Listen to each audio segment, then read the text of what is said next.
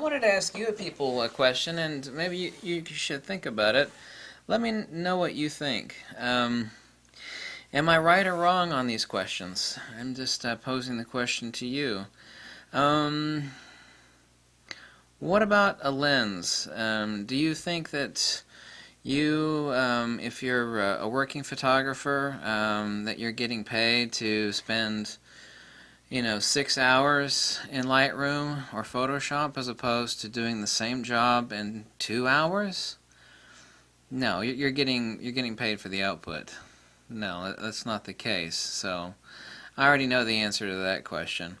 Um, the question is regarding a new lens that's coming out, and you kind of know how you go to a burger joint and you see.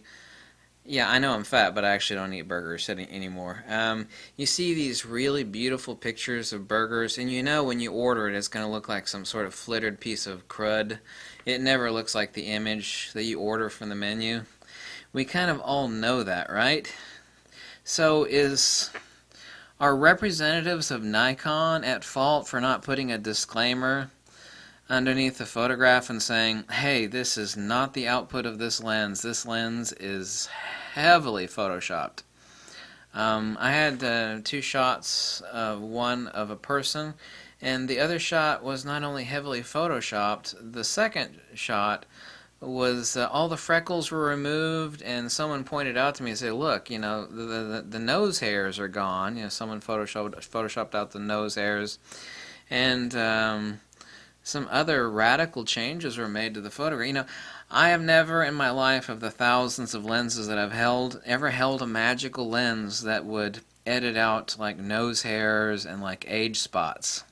That's on the computer here.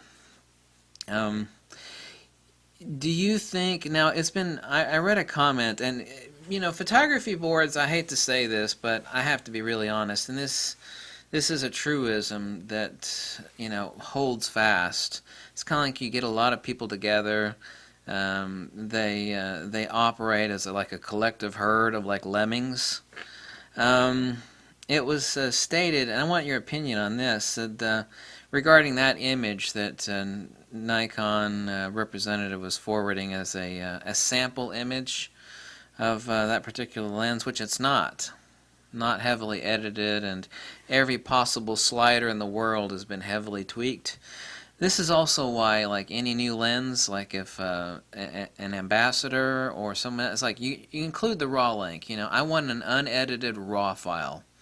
It's like, I'm glad you photoshopped this image to show it in the best possible light, but that is a disingenuous representation because the lens does not output anything like that. No matter what camera you throw it on, too, by the way. Different Nikons have different image processors, AD converters, and SNR. It's like no matter what camera you throw it on, the results are not that good. And it's been stated that, and I've seen this comment quite a bit, that the image should be processed to have whatever final desired character the photographer requires. No. I'm not against anybody photoshopping the hell out of any image that they have, but why don't you tell me the answer to this? If it is about a new lens that is not yet out, and you have hardcore proof that someone photoshopped the living dog do out of it, do you think that that is the time to heavily Photoshop an image? No. This is true of general photography, but we're talking about something different, and people like this, I'm going to frankly say, let me know that I think statements like this are brain dead, because we're not talking about everyday photography. We're talking about, these are shots put forward. I mean, is it ultimately any different than that gigantic, juicy hamburger picture that you've never seen? You've ordered that hamburger 100 times, and it's never looked like that gigantic, nice-looking picture that someone... all photography is a lie. It's what we want things to be. Now we have a lot more tools to lie with photography. But what do you think? Don't you think there should be a disclaimer under the picture saying this is not the output of this lens? This lens was heavily edited. This is not the output of this lens. That is disingenuous. What do you think on that? Am I right on that? I don't care if anybody photoshops the heck out of their images. You're making the money. You do what you got to do.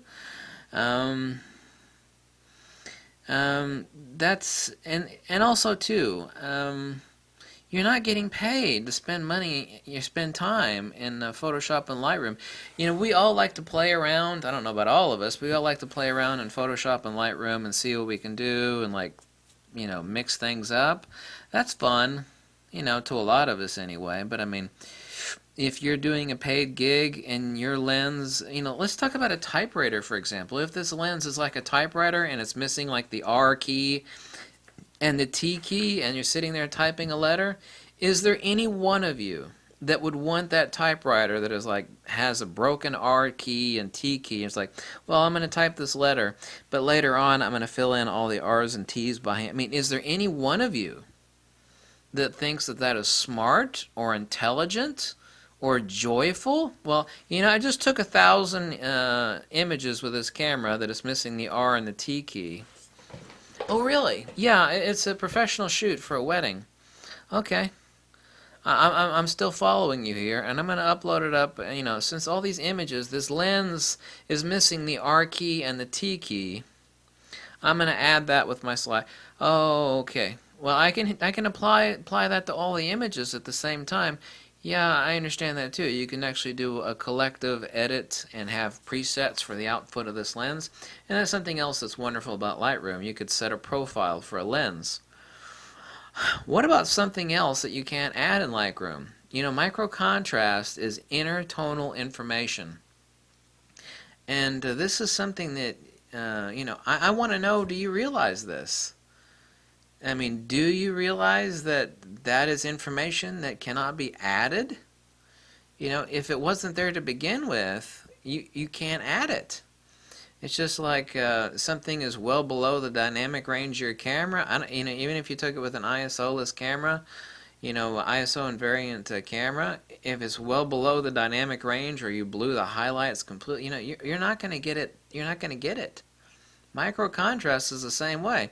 Just imagine a typewriter with a special key that you cannot fill in. It's like, well, there's a special key that this typewriter makes, and it's missing it, and I can't add it.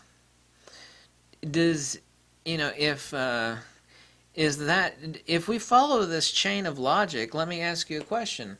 Do you therefore then think that since 90% of things other than micro contrast and total loss of information and blowing highlights can be fixed in Lightroom, what is your opinion? Then therefore we should just all buy crap lenses and then set the profile for those crap lenses in Lightroom? I mean, if we're going to follow that chain of logic, that hey, this is a lens and it's kind of sucks. It's missing these things that people like color saturation and some other things, and micro contrast you can't add in Lightroom or Photoshop. It's just a fact. Don't even try to argue with me on that one. I mean, is that something that you consider to be a valid or logical, intelligent choice? I mean, what do you think on that? Well, then why don't we just buy some cheap Chinese kit lenses, and then we could set the profile for the crummy lenses in Lightroom.